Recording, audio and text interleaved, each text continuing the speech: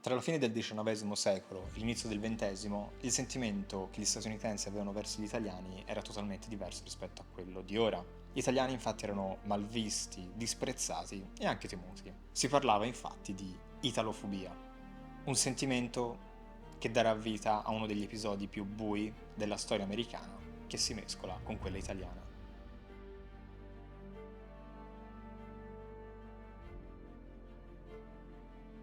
Tra il 1820 e il 1880 si stima che circa 80.000 italiani emigrarono verso gli Stati Uniti, cifre di molto inferiori rispetto a quelle degli anni successivi. Le destinazioni principali erano New York, Chicago, Boston, Detroit e anche New Orleans. Quest'ultima prevalentemente dominata da un'emigrazione siciliana, dove appunto gli immigranti partivano direttamente dalla tratta che collegava Palermo a New Orleans. Iniziò quindi ad arrivare un'immigrazione anche dall'Europa del Sud che si mescolò con quella che era già più cospicua e presente dell'Europa del Nord. Fino ad allora infatti i contatti con la realtà italiana erano molto ridotti, spesso basate su opere letterarie, artistiche, musicali, che davano un valore positivo all'italiano. Ma tutto cambiò quando nelle prime emigrazioni le persone a migrare furono contadini e operai non specializzati, persone povere, spesso analfabete, che sfuggivano dalla miseria e carestia cercando una vita migliore nel nuovo mondo. Arrivati nel nuovo mondo però l'integrazione non fu per niente facile, anzi l'italiano non veniva ritenuto un bianco, veniva ritenuto inferiore rispetto alle popolazioni che arrivavano dal nord Europa. E per sopravvivere gli italiani si chiusero in delle comunità compatte, vivendo nei soliti quartieri, e questi quartieri erano caratterizzati da povertà, sovraffollamento e appartamenti con delle condizioni igienico-sanitarie pessime. E questa situazione era mal vista dagli statunitensi, e infatti la percezione che avevano con l'italiano cambiò drasticamente. Adesso erano visti come simbolo di inciviltà e malcostume. E un'altra cosa che arrivò fu la mafia. Agli occhi degli americani tutto questo diventò qualcosa di pericoloso. Gli italiani iniziarono a essere percepiti come incivili, sporchi, violenti ed incapaci di integrarsi. Il sentimento comune era il disprezzo. Il tutto contribuì a creare un'immagine negativa dell'immigrato italiano, un'immagine che a New Orleans avrebbe avuto delle conseguenze drastiche.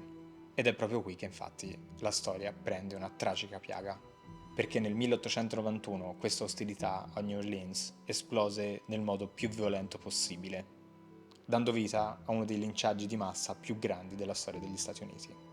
Nella New Orleans di allora, su 250.000 abitanti, 30.000 erano italiani. E tra questi c'erano due famiglie che si contendevano il potere e la zona. Erano i Matranga e i Provenzano. Carlo, o Charles, era il fondatore insieme al fratello della famiglia criminale dei Matranga. Nato in Sicilia da origini Herbrecht, si trasferì a New Orleans nel 1870 e da lì diede inizio alla sua vita criminale.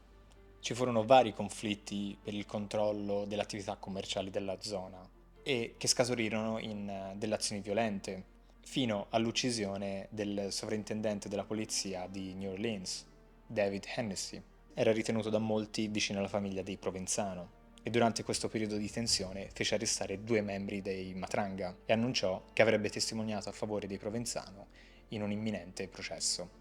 La notte del 15 ottobre del 1890, mentre ritornava a casa, Hennessy venne colpito da diversi colpi di fucile.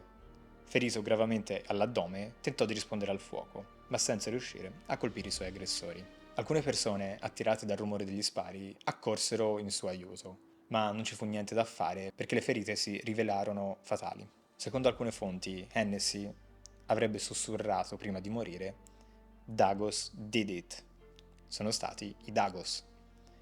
Dagos era un termine dispregiativo con cui all'epoca venivano indicati gli immigranti italiani. Nei giorni successivi le indagini della polizia si concentrarono quasi esclusivamente sulla comunità italiana di New Orleans. Numerose persone di origine italiana vennero interrogate ed arrestate, anche quando risultavano totalmente estranee ai fatti. Alla fine furono arrestate 19 persone, tra queste Carlo. Prima ancora dell'inizio del processo, La stampa locale e diversi funzionari pubblici li descrissero come colpevoli certi, alimentando una campagna di odio che colpì l'intera comunità italiana. Nel marzo del 1891, al termine di un processo molto controverso, 6 dei 9 imputati vennero dichiarati non colpevoli e 3 furono assolti per mancanza di prove. Il procedimento fu caratterizzato da un vano tentativo degli inquirenti di costruire prove inesistenti. Tuttavia, sul verdetto pesò probabilmente anche l'influenza della criminalità organizzata, perché secondo molte ricostruzioni la giuria fu corrotta. Nonostante l'assoluzione, gli imputati comunque ritornarono in carcere, in attesa di un possibile ribaltamento della situazione. La comunità siciliana accolse l'esito del processo con manifestazioni di gioia. L'umore della popolazione americana di New Orleans, però, fu l'opposto. Il procedimento venne subito bollato come una farsa e il senso di tradimento verso le istituzioni si trasformò immediatamente in rabbia. Pochi giorni dopo, un gruppo di manifestanti si riunì nella piazza della città. Le stime parlano di una folla compresa tra le 2.000 e le 20.000 persone. Una forbice così ampia perché le fonti locali cercarono di minimizzare e ridurre il numero, mentre quella internazionale la condannò fortemente. Un elemento che colpì la composizione della folla era composta da cittadini rispettabili, quindi facenti parte della classe medio-alta borghese, e futuri politici della città e dello stato della Louisiana. Il gruppo si diresse verso la prigione cittadina. Le autorità tentarono di impedire l'assalto, senza ricorrere alla forza, nel tentativo di proteggere i detenuti italiani, ma si rivelarono impotenti di fronte a una massa così numerosa. La folla fece irruzione nella prigione, stanando e cercando ogni italiano presente nella prigione. Vennero catturati 11 persone.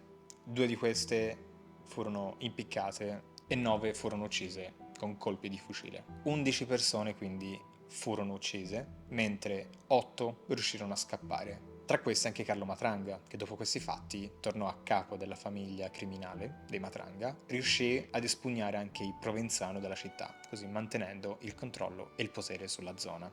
La stampa locale parlò apertamente di giustizia fatta. Alcuni giornali celebrarono il linciaggio come una cosa necessaria visto il fallimento del tribunale e per le autorità cittadine la vicenda era chiusa. Questo evento portò a una relazione tesa tra l'Italia e gli Stati Uniti, dove la prima mossa dell'Italia fu quella di richiamare il proprio ambasciatore, stessa cosa lo fece anche il governo statunitense. Circolavano voci di una possibile dichiarazione di guerra dell'Italia verso gli Stati Uniti, infatti era presente al largo di Cuba una cannoniera italiana pronta eventualmente a colpire la città.